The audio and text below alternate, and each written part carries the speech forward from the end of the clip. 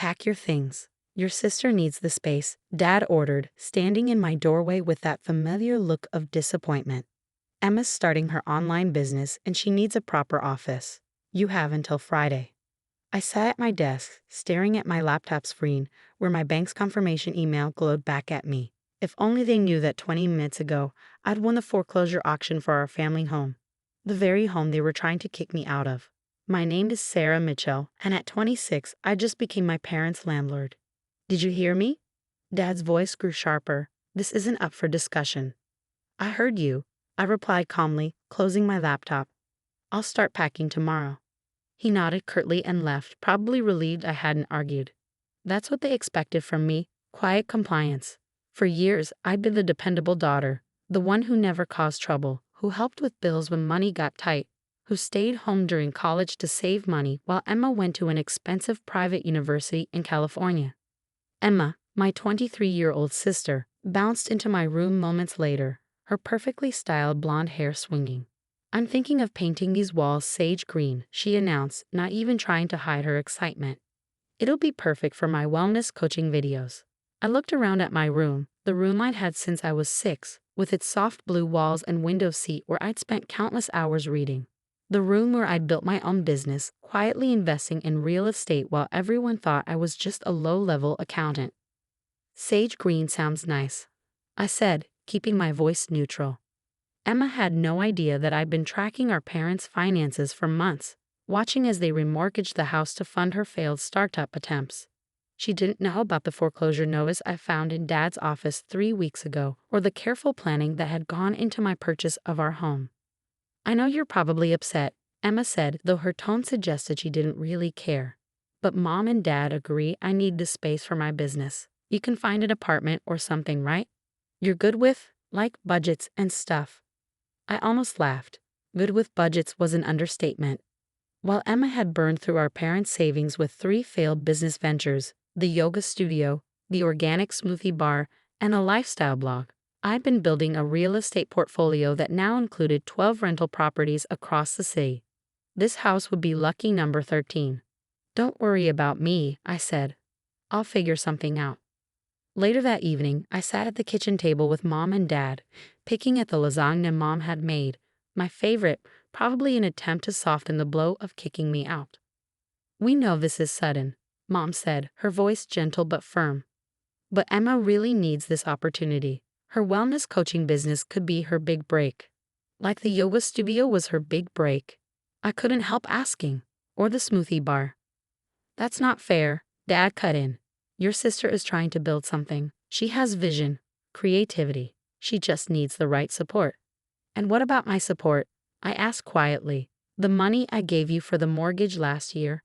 The repairs I paid for? Mom at least had the grace to look uncomfortable.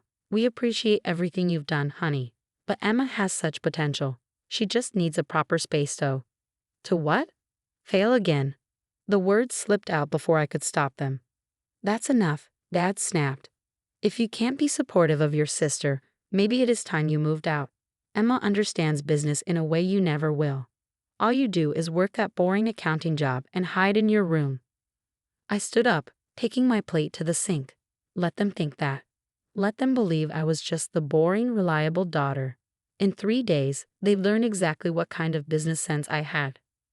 The next morning, I watched from my window as Emma directed Dad in hanging a new vision board in what would soon be her office. She'd already started moving some of her things in. Expensive camera equipment and ring lights she'd bought with our parents' credit card, yoga mats and crystals from her previous failed ventures. My phone buzzed with a text from my lawyer. Charlotte, paperwork is being processed. We can serve the new lease agreements on Friday. Perfect timing, I texted back. They just gave me until Friday to move out. Charlotte's response was quick. They're in for quite a surprise. Want me to be there when they find out? I considered it. Charlotte had been my rock through this whole process, helping me navigate the foreclosure purchase legally and ethically. She'd also been the one to help me document every penny I'd given my parents over the years. Money they promptly handed to Emma for her latest schemes. Yes, I replied. Come by around 6. That's when Dad usually gets home. I spent the next 2 days quietly packing, letting my family believe I was preparing to leave. Emma took over more and more of my space, talking endlessly about her plans for her wellness empire. Mom and Dad hovered awkwardly, obviously feeling guilty but convinced they were doing the right thing for their younger daughter. None of them noticed that I was only packing personal items. None of them questioned why I seemed so calm about being suddenly homeless. They were too caught up in Emma's excitement, in her big plans and bigger promises. Thursday night, I overheard them in the kitchen. "Sarah seems to be taking it well," Mom said. "She understands it's for the best," Dad replied. "Besides, it's time she got out on her own. Maybe this will motivate her to do something more with her life than just accounting." "Did she say where she's going?" Emma asked. "No, but she'll figure it out. Sarah always lands on her feet." They had no idea how right they were. Friday morning, I woke up early and dressed carefully in my best business suit, the one my family had never seen because I kept it at the office. I styled my usually practical brown hair, applied makeup, and put on the pearl necklace my grandmother had left me. Today, I wasn't just Sarah, the reliable daughter. I was Sarah Mitchell, property owner and businesswoman. I left for work as usual, but instead of going to the accounting firm where they thought I still worked, I'd actually quit months ago to run my real estate business full-time. I met with Charlotte to review the final paperwork. "Are you sure about this?" she asked, not for the first time. "We could serve the papers by mail. You don't have to be there." "Yes, I do," I said firmly. "They need to understand that actions have consequences. They can't keep enabling Emma at everyone else's expense." Charlotte nodded, understanding in her eyes. She'd seen this story before. Parents playing favorites, responsible children taken for granted, money and love tangled up in messy ways. "The lease terms are fair," she reminded me. "More than fair, actually. You're offering them below market rent and generous terms. They'd be foolish not to take it." "They're not always wise when it comes to money," I said dryly, hence the foreclosure. At 5:45 p.m., I pulled into my driveway. Mom's car was there, along with Emma's expensive SUV, another gift from our parents. But Dad wasn't home yet. Perfect. I walked in to find Emma directing two muscular men as they moved my bed out of my room. She'd already painted one wall sage green. "Oh, good, you're back," she said, not even looking guilty. "I hope you don't mind, but since you're leaving tomorrow anyway, I thought I'd get started. These guys from my gym offered to help move your stuff to the garage." "Actually," I said, my voice clear and firm, "I need everyone to stop what they're doing. Now." Something in my tone made them pause. Even Emma looked up from her phone. "What's going on?" Mom asked, coming up the stairs. "I think we should wait for Dad," I said. "Charlotte will be here any minute, and we all need to talk." "Charlotte?" Emma frowned. "Who's Charlotte?" Right on cue, the doorbell rang. I opened it to find Charlotte looking polished and professional in her suit, briefcase in hand. "Mrs. Mitchell," she said to my mother. "I'm Charlotte Way, Sarah's attorney. Is Mr. Mitchell home yet? We have some important documents to discuss." Mom's face went pale. "Attorney? Sarah, what is this about?" "Like I said," I replied calmly, "we should wait for Dad." The next 10 minutes were tense. Emma's gym friends quickly made excuses and left. Mom sat rigid on the couch, while Emma paced nervously, shooting me confused looks. Charlotte and I sat calmly, waiting. When Dad's car pulled in, I took a deep breath. This was it. "What's going on?" he demanded as he walked in, taking in the scene. "Who's this?" "Mr. Mitchell." Charlotte stood, extending her hand. "I'm Charlotte Way, your daughter's attorney. I'm here to present you with some important documentation regarding your living situation." "Living situation?" Dad looked at Mom, then at me.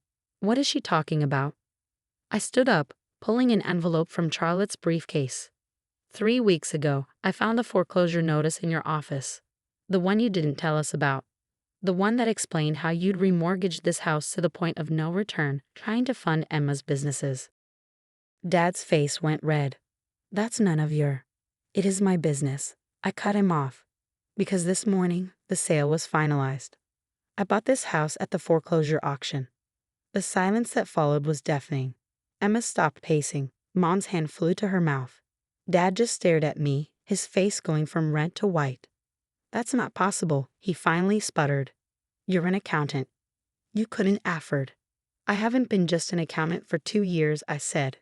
I own 12 other properties across the city. Real estate investment is my actual business. The accounting job was just a cover while I built my portfolio. This is a joke, Emma said, but her voice wavered. Tell her this is ridiculous, Dad. Charlotte pulled out more papers. I assure you this is very real. I have here the new deed showing Sarah Mitchell as the legal owner of 1242 Maple Street. I also have prepared lease agreements should you wish to continue residing in the property. Mom started crying. Dad looked like he might pass out.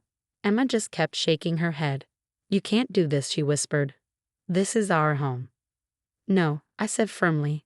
This was our home. Now it's my property, and you all have a choice to make. You can sign a legal lease agreement with fair market terms, or you can find somewhere else to live. Either way, I'll be moving back into my room on Monday. The transformation in my father was something to behold. Gone was the authoritative man who'd ordered me out of my room just days ago. In his place sat someone who looked lost, defeated. All this time, he said quietly, while we thought you were just the reliable daughter, the boring accountant, the one who didn't understand business. I smiled, but there was no joy in it. Maybe it's time you all realize that success doesn't always look like Instagram followers and sage green accent walls. Charla began laying out the lease documents, explaining the terms and conditions. I watched my family's faces as reality sank in. Everything had changed. The power dynamic, their assumptions about me, their plans for my room. But this wasn't about revenge. It was about respect, about consequences, about finally being seen for who I really was. As I sat there, watching them struggle to process this new reality, I felt strangely calm. For the first time in my life, I was finally calling the shots in my own home. The weekend after I revealed my ownership of the house was tense, to say the least. Emma locked herself in what was still technically my room, refusing to move her things out. Mom alternated between crying and trying to negotiate as a family, while Dad had barely said a word since Charlotte left. I stayed in a hotel, giving them space to process and decide whether they would sign the lease. Charlotte had advised against remaining in the house until everything was legally settled. They're in shock, she said during our Sunday brunch meeting. Your father's pride is wounded, and your sister's whole plan just collapsed. Give them time to accept the new reality. I nodded, stirring my coffee. Emma's been posting on social media about toxic family members and betrayal. She's trying to spin the narrative her way. Are you surprised? Charlotte raised an eyebrow. No, I admitted. It's what she always does when things don't go her way. But this time, she can't charm or manipulate her way out of it. My phone buzzed with a text from Mom. Please come home. We need to talk. Charlotte saw the message and gave me a knowing look. Remember, you're the property owner now. Don't let them guilt you back into old patterns. I arrived at the house, my house, that afternoon to find the family gathered in the living room. Emma sat curled in an armchair, eyes red from crying. Dad occupied his usual spot on the couch, looking older than I'd ever seen him. Mom stood by the window, wringing her hands. We've been talking, Mom began, her voice trembling slightly, about everything. And I kept my voice neutral, professional. You blindsided us. Dad spoke up, his tone bitter. All this time pretending to be just an accountant while secretly... What? Plotting against us. Plotting? I couldn't help but laugh. I was building a business, Dad. Something you always encourage Emma to do. The only difference is I actually succeeded. By going behind our backs, Emma burst out. By stealing our house. I didn't steal anything, I replied calmly. I purchased this house legally when you all ran it into foreclosure. The same house, by the way, that I helped pay the mortgage on. Money that went to fund your failed businesses instead of actually saving the property. Emma flinched. Mom made a small distressed sound. We've looked over the lease terms, Dad said finally. They're fair. More than fair, actually. Of course they are, I said. I'm not trying to punish anyone. I'm just establishing clear boundaries and expectations. But my business, Emma started. Your business plans aren't my concern, I cut in. If you'll all choose to sign the lease, you'll be treated like any other tenants. That means paying rent on time, maintaining the property appropriately, and following the terms we agree to. And if we don't sign, Dad asked, then you have 30 days to find new accommodations. The choice is yours. Mom stepped forward, tears in her eyes. Sarah, honey, can't we just talk about this? As a family, we are talking, I said. But this isn't a family discussion, Mom. This is a business transaction. You all made sure of that when you decided to kick me out of my own room without a second thought. The silence that followed was heavy with realization. For the first time, they were seeing the consequences of their actions, of their years of taking me for granted while prioritizing Emma's whims. I'll sign, Dad said finally, his voice rough. We don't have much choice, do we? There's always a choice, I replied, just like you chose to remortgage the house for Emma's projects instead of telling her no, like you chose to kick me out without warning or consideration. Emma stood up suddenly. This isn't fair. I have plans for that room. My wellness coaching will have to happen somewhere else, I finished firmly. If you sign a lease, you keep your current room. I'll be moving back into mine on Monday. But all the work I've already done, the painting, will need to be returned to its original condition, I said, as specified in the lease agreement. Mom tried one last time. Sarah, please, we're still your family. I looked at her thoughtfully. Yes, you are. And maybe that's why this needed to happen. Family doesn't mean enabling bad decisions or taking advantage of each other. It means honesty, respect, and accountability. Dad picked up the lease agreement from the coffee table, staring at it like it might bite him. You've really thought this through, haven't you? I learned from the best, I said, meeting his eyes. You always taught Emma about business opportunities, about seizing the moment. I was paying attention too, even if you didn't notice. He had the grace to look ashamed. By Sunday evening, they had all signed the lease. Emma was still sulking, but she had begun moving her things back to her original room. Mom had stopped crying and started cleaning, her way of coping with stress. Dad retreated to his study, presumably to figure out how he had missed so much about his supposedly predictable older daughter. I supervised as Emma's gym friends returned to move my bed back into my room. The sage green wall would need repainting, but that could wait. What mattered was that, for the first time, my family was dealing with real boundaries and consequences. By Monday morning, I had moved back in properly. As I unpacked my clothes and reorganized my space, I could hear Emma down the hall, complaining loudly on the phone to someone about her control-freak sister, who ruined everything. Mom knocked on my door around noon, hovering uncertainly in the doorway. Can we talk? I gestured for her to come in, noting how unsure she seemed in a room she had been ready to give away just days ago. I've been thinking, she said, sitting on my window seat. About everything. About how we've treated you compared to Emma. And I'm sorry, she said softly. We got so caught up in trying to help Emma achieve her dreams that we took you for granted. We assumed that because you were successful and responsible, you didn't need our support. I didn't need your support, I replied. But I deserved your respect. She nodded, tears forming. Yes, you did. You do. I never imagined you were capable of all this. That's the problem, Mom. None of you ever imagined I could be more than what you decided I was. She was quiet for a moment, looking around the room. 12 properties, you said. All here in the city. 13 now, I corrected. And yes, all local. Mostly small apartment buildings, a few family homes like this one. And you did it all yourself, while we thought you were just an accountant. I smiled slightly. The accounting job paid the bills while I built my portfolio. Every extra penny went into investments. While Emma was spending your money on business ventures that failed, I was quietly building something real. Mom wiped her eyes. We should have seen it. We should have encouraged you the way we did her. Maybe, I said. But I did it anyway. And now we all have to live with the choices we made. She stood up, smoothing her skirt nervously. Will you join us for dinner tonight? As a family. I considered it. Yes, I said finally. But remember, our relationship as family is separate from our relationship as landlord and tenants. Those boundaries need to stay clear. She nodded, understanding slowly dawning. You really have thought of everything, haven't you? I learned that from you too, I said.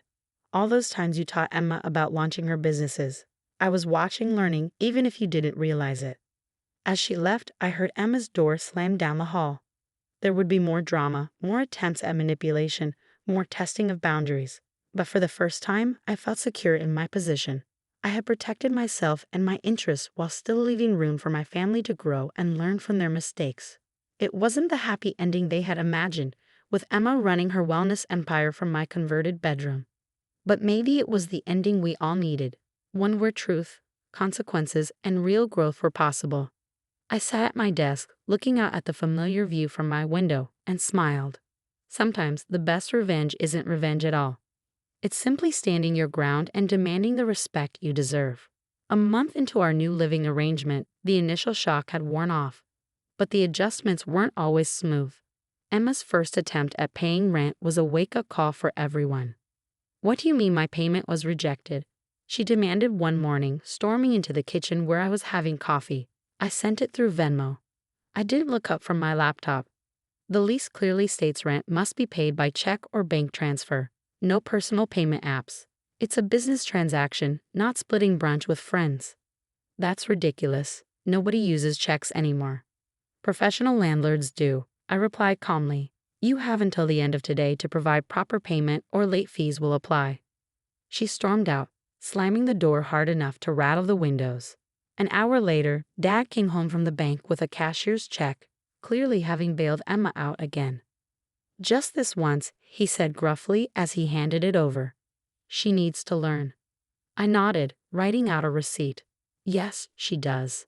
And so do you." He looked startled, then thoughtful. It was probably the first time anyone had directly addressed his role in enabling Emma's irresponsibility. The real breakthrough came 3 weeks into the new arrangement. I was reviewing property reports in my home office, formerly known as my room, when I heard raised voices from downstairs. "What do you mean you won't co-sign?" Emma's voice carried clearly. "I need this loan to restart my wellness coaching." "No, Emma."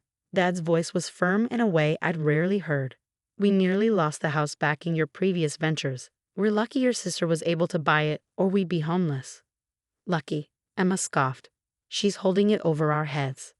She's charging us below market rent and giving us a chance to fix our mistakes," Mom interjected, "which is more than most people would do." I smiled slightly, continuing my work. They were finally getting it. Later that evening, Emma knocked on my door, the first time she'd willingly sought me out since the change in ownership. "Can we talk?" she asked, hovering uncertainly in the doorway. I gestured to the chair across from my desk. She sat, fidgeting with her phone case. "I've been thinking," she started, "about everything. About how I always jumped into businesses without really planning. And maybe I could use some advice about doing things the right way."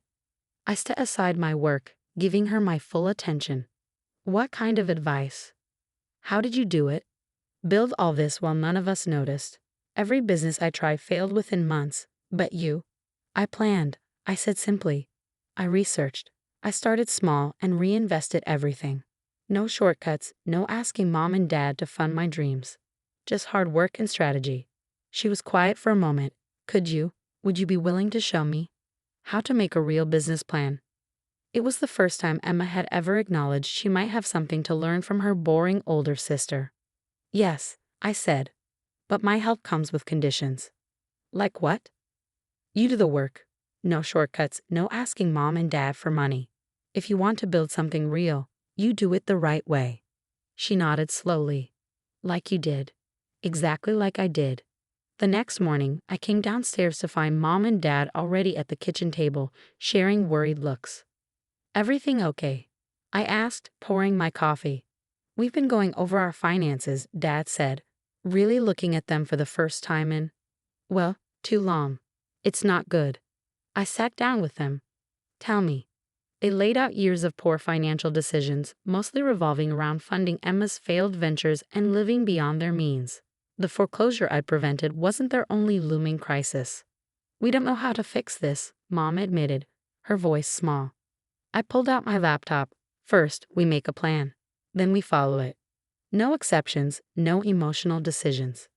Dad looked at me with new respect. "When did you get so wise?"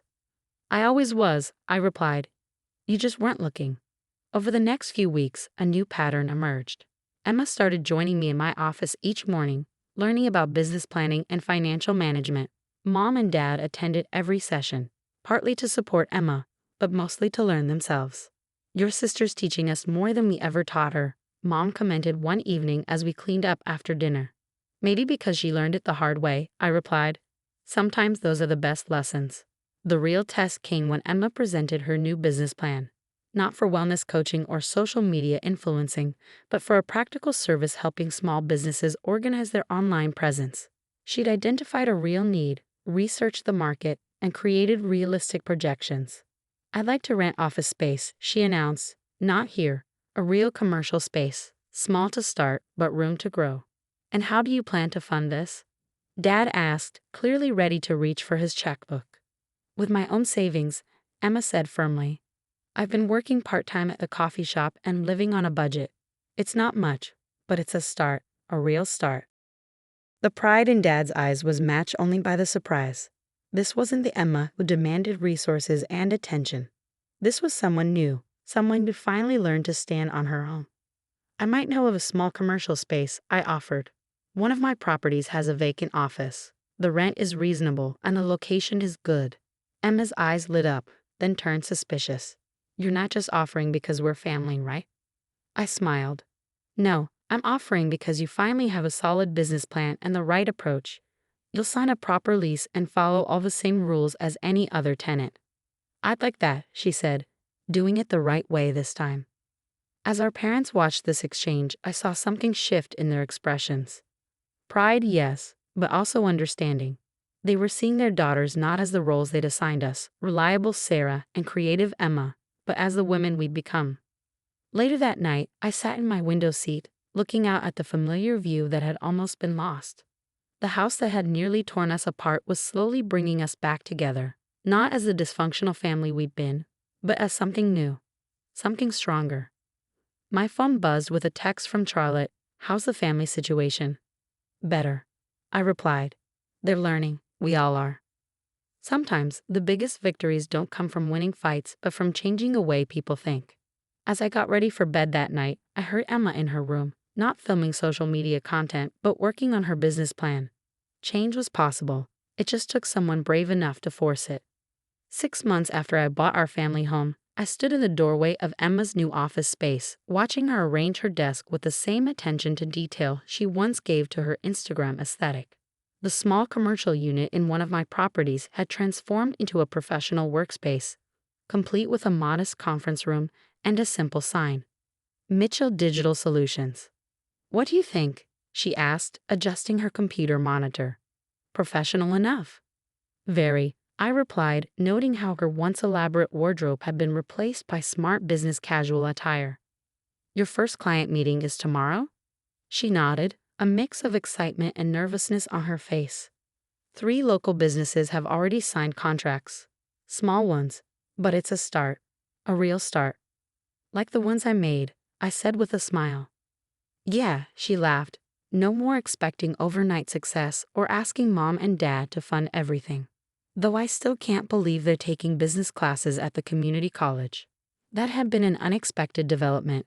After facing their financial reality, our parents had decided to educate themselves. Dad's pride had finally given way to wisdom, and Mom had discovered a talent for bookkeeping. Speaking of the house, Emma said, straightening a framed photo of our family on her desk, "I have this month's rent ready. A check, not Venmo." "Good." Although, I paused. "I've been thinking about making some changes to the arrangement." Her face fell slightly. "You're not selling, are you?" "No," I assured her. "But I am considering offering Mom and Dad a rent-to-own agreement. They've proven they can be responsible, and it's still their home too." "What about me?" "You're welcome to stay as long as you need, but somehow, I think you'll be looking for your own place soon, especially if those client meetings go well." She smiled, and for the first time, I saw my sister as an equal, not someone to compete with or clean up after, but a person coming into her own strength. That evening, we had a family dinner, now a weekly tradition rather than a battlefield of tension. Mom had prepared everyone's favorites, and Dad was sharing stories from his business class. My professor used Sarah's property management strategy as a case study, he announced proudly. Didn't tell him it was my daughter, just presented it as an example of smart business growth. "And?" I asked, passing the salad. He said it was brilliant, called it a masterclass in strategic development. Dad's eyes misted slightly. "I should have seen it sooner, Sarah. What you were building." "We all should have," Mom added softly. "Maybe," I said, "but we're seeing it now. All of us." After dinner, I presented them with the rent-to-own proposal. Dad read through it carefully, no longer intimidated by legal documents or business terms. "This is very generous," he said finally. "It's fair," I corrected. "You've shown you can handle responsibility now. You've learned from past mistakes. That deserves recognition." Emma, who had been quietly listening, spoke up. "I've been thinking, maybe I should look for my own place soon. Start building my own future like Sarah did." Mom reached for her hand. "Are you sure, honey? You know you're welcome here." "I know," Emma smiled. "But Sarah taught me something important. Success isn't about having everything handed to you. It's about building something real, something that's truly yours." I looked around the table at my family, not perfect, but growing, learning, evolving. The house that had almost torn us apart had become the foundation for something stronger. Later that night, as I sat in my room, no longer just a space to defend but a symbol of earned respect, I thought about how far we'd come. Emma was building a legitimate business. Our parents were taking control of their finances, and I was no longer the overlooked daughter, but a woman whose strength had helped her family find their own. My phone buzzed with a text from Emma. "Thank you, not just for the office space, but for showing me a better way." I smiled, remembering the sister who once thought success meant social media followers and sage green walls. "You did the work," I texted back. "I just showed you the door." Sometimes the hardest lessons lead to the greatest growth. My family had learned that the hard way, but we learned it together. The house that built me had, in its own way, rebuilt us all. As I got ready for bed, I heard Emma practicing her client presentation next door, and Mom and Dad discussing their class assignments downstairs. I knew this was the happy ending none of us had expected, but exactly the one we needed. Not perfect, but real. Not easy, but worth it. Just like family should be.